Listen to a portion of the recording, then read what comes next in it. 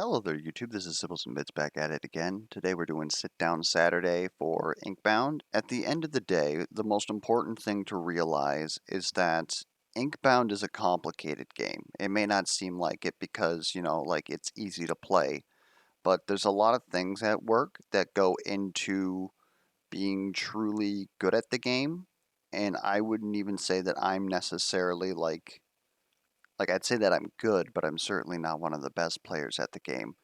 But just taking like little nuggets of stuff that I'm constantly thinking about during a run and giving it to you guys that you can think about it during a run. You might think that, oh, okay, like I see what Bits is talking about, but I think that this is better than this. That's perfectly fine. Just trying to help you guys sort of grow your own game theory on the game and your own play styles, and trying to do my best to present again with you guys with the most objective information for which to do that.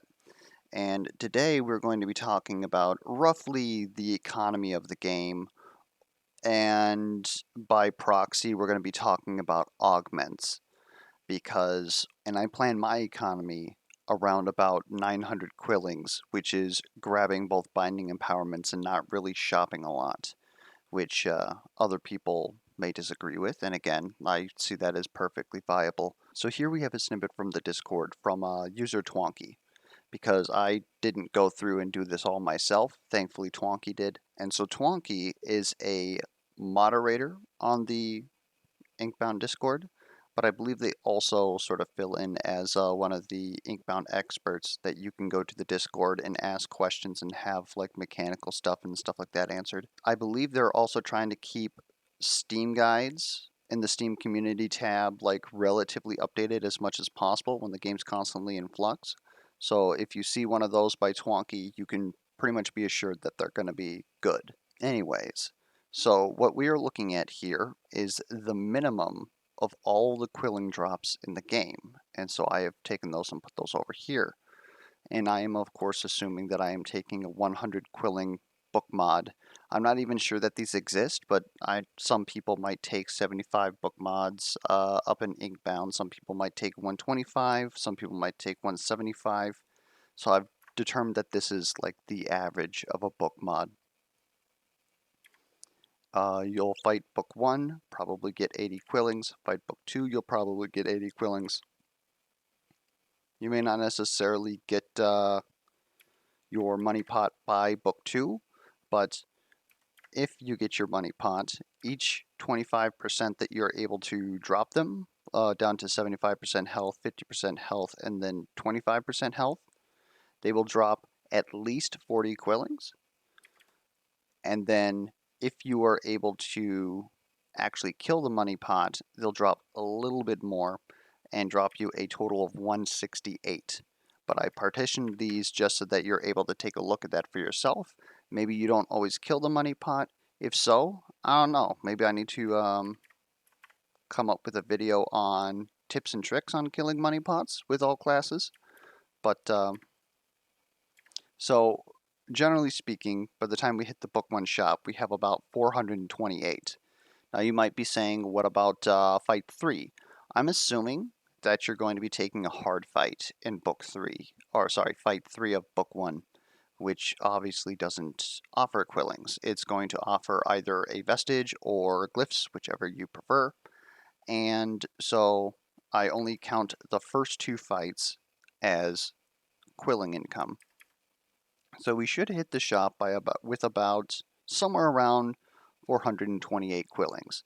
A little bit less, because on the way there, we're probably going to hit a binding empowerment.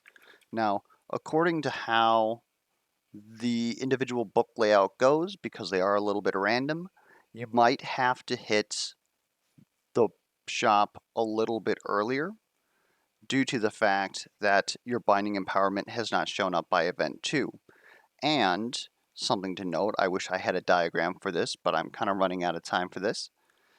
If you are in a book that has an NPC, that NPC is contesting with your binding empowerment and the breach, the sea breach, the random events. So if you have a book with a NPC, which currently is Garden's Edge, Silent Promenade, and Radiant Market, you're not going to see one of those. So you may not even see a Binding Empowerment should you choose to go to one of those in Book 1. And it makes it guaranteed that you're going to see a Binding Empowerment if you go to either Proving Grounds or Vengewood. So just keep that in mind. But if you haven't seen the Binding Empowerment by Event 2, then that means that you are likely going to have the Binding Empowerment in Event 3, and it's going to contest with the shop there.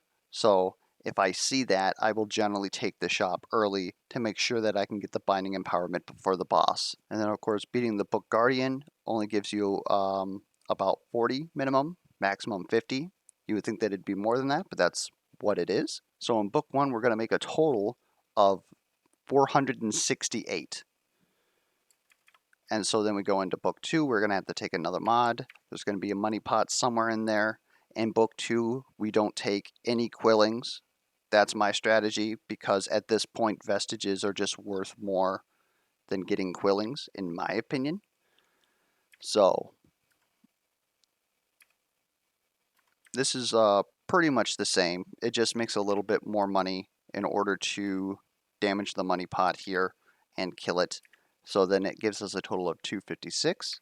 The Book Guardian is still only going to give us 40 to 50 Quillings, but we're going to count it for 40 here. And so our Book 2 grand total is 396 for a total of 864.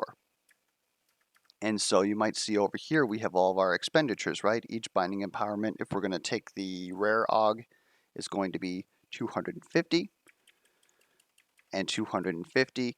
And generally speaking, in the shop before the boss, I may or may not, but I'm just going to plan that I'm going to buy out the entire line. I do it quite often. Sometimes I can't because I'm going to possibly heal, and the combination of those and the fact that, okay, well, maybe I got all low rolls, I may not have enough Quillings to buy out the entire shop, and sometimes the white item or the blue item isn't very relevant to me, so then I just skip it, and then I get to keep that money for later, right? And then, of course, I might heal again in the second book. The reason why I have these as questions is because I would have to take a lot of damage to resort to that. I usually use my stat shrines to heal myself because it's significantly better. I don't want to use the glyphs for shrines because I'd prefer to use them for AUGs. And being able to heal a slight amount for free versus 75 Quillings for 15, it's not really a contest in my opinion. The only time that would make me not want to heal at a stat shrine is if I got offered like a very good or even relevant stat value. Like say if I'm doing crit and it gives me like 5% crit, I'm going to take the 5% crit. They don't give 5% crit, it'd be like 6 or something. But so on and so forth, right? If I'm playing Clairvoyant and they offer me like 2 magic power, I'll take the 2 magic power, especially if I haven't taken any damage. But generally speaking, if I'm like below 50%, my stat shrine becomes my primary source of healing, and maybe if I'm not feeling comfortable before the boss, I'll go ahead and heal. But if I am feeling comfortable, I'll go straight into the boss. And so our total expenditures are currently higher than our run total, but I have not even factored breakables into this total, which is Twonky has up here, it's 1 to 3 rolls of 4 to 5. And so I'm just going to go ahead and take the lowest of the low rolls that I have ever seen. We're going to assume 1 roll of 4 out of every single pot or breakable that we see. And the lowest amount of breakables that I have ever seen on a run on Inkbound is 10. You're usually going to have more than that. So if you even just add this into here, we get very close to our run total of 905 with everything rolling as low as it possibly can. The only thing that it would be considerably notable is if we failed to kill our Book 1 money pot. But so long as we're dealing some decent damage, we'll get a majority of it. And so long as most of these roll 2 sets of Quillings, we're going to get our amount back. So I've pretty much budgeted my entire run around this, and this is probably why, like, if you watch my runs, they all look very samey, and I'm trying to do the exact same thing. The reason I'm doing that is because I feel these binding empowerments are the most important investment in the game. Okay, so why am I spending so much on these binding empowerments, right? Well, the main argument that I see is that going to a binding empowerment costs as much as re-rolling and buying an entire book one shop, almost. The book one shop would technically cost more, so, which has more value. You can definitely get better things out of vestiges than you can augs, generally speaking, but you're eventually going to replace your vestiges, and your augs are a great place to put that power. And unlike vestiges, you can actually target where your benefits are going to go. So instead of, like, say, Stone Pitch Pipe, which is able to reduce the cost of one skill and reduce the cooldown of your highest cost skill, or your highest cooldown skill, just going over some of the high value things that you can get out of these augs. You can get a reduced cooldown, so you can use the skill more often. You can get a prepared for use, so that you can use it for free and free up your will economy, right? It's technically a free will on the turn that you use it. You can get wider AoE, which is pertinent to some skills. Some skills benefit from this greatly, some not so much. You can get, say, shield on hit on Magma Miner, which is very important for a melee class, I would say. You can get shielding on Moss Cloak, which arguably some people would say is unnecessary, but it's a class that generally has no defenses whatsoever, and this is one of the only guaranteed ways to get it. You've got your blue augs, which on average increase the base damage of a skill by about 100%, so it's like having 10 ability power on that skill, which it isn't ability power, it's base damage, so it's technically better than having 10 ability power on it, because then you can also scale ability power. All sorts of sources of Shatter and Hex are available on Blue Augs. You can get shielding on Weaver, which is a class that usually needs it. You can get stuff like more utility, like extra crit charges on After Image, extra will on Cultivate, so on and so forth. And you can get stuff like Burn Prolif on Magma Miner, which can get absolutely bonkers insane depending on what else you have in your kit. So the main argument is that being offered and re-rolling Book 2 and Book 3 vaults is significantly more cost effective, and you have more options to choose from. However, any augment option, you have the option to re-roll it with glyphs. But anytime you re-roll augs, it will guarantee that you will not see the same augs. So this is currently the most deterministic part of your build. While you can definitely re-roll into a much better vestige combination, and good vestige combinations will just straight up win you the run. In fact, like, single vestiges can win you a run. You can at least reliably make sure that you have good augments and a good build set up in order to guarantee that if you don't get good vestiges to carry your run, your augments will at least carry your run. And the only reason why I have this orange here is because while obviously all of this is my own opinion, the fact that I have it at like approximately 40% of your build power, right? Like I said, it's augments are not as powerful as good vestiges, but they're good enough to actually still be important in your build. But it being 40% of your build power is just a number that I came up with.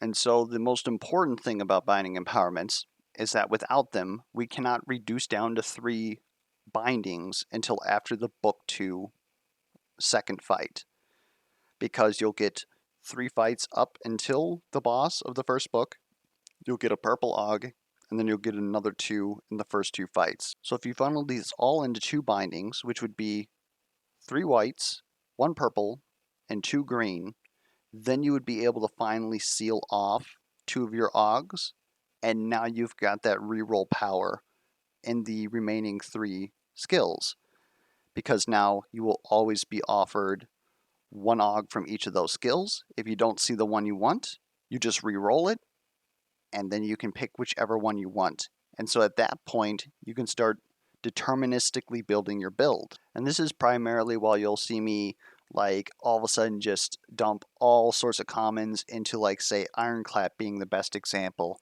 or even as Weaver, I might do that to Thread, because I want to fill them up as soon as possible, because as soon as I'm offered blue and purple Ogs, I want to make sure that they're going into the skills that I actually want to see them in.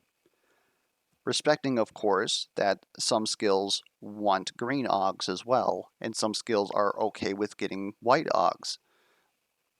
But going to Binding Empowerments and spending 500 Quillings gives me another 4 Ogs, which allows me to fill my Ogs much easier. There are some runs where I'm able to fill my Ogs completely. Another thing to note is that blue Ogs can up tier into purple Ogs, which you normally only get 3 per run. And getting this before the Book 1 boss fight is insanely huge.